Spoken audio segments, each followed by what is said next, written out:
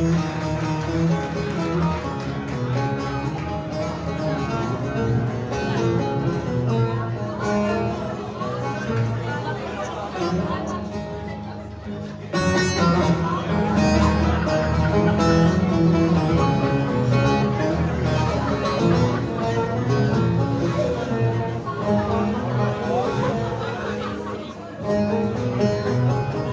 ay doğar çamdan geceden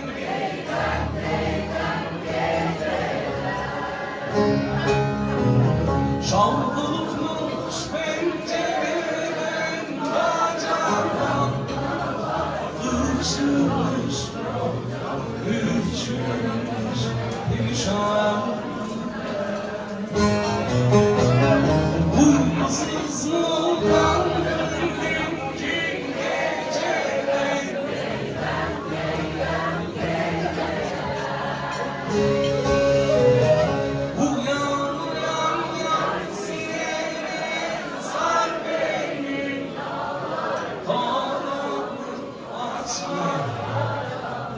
nasıl uyan uyan uyan sineme sar beni dolar karanlık açma yanarım son elimden.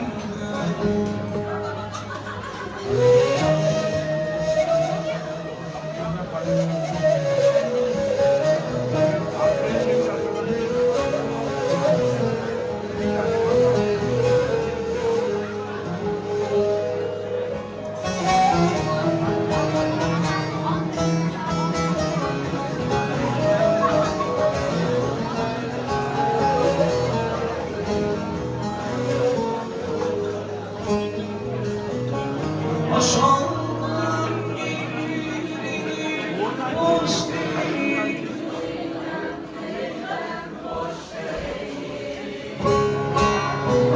Söylerim söylemez gönlüm hoş değil. Işılmış yârim üşümüş perişan.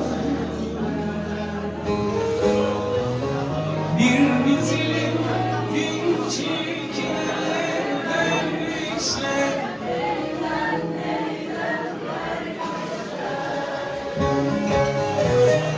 başlasın kendisine eş değil.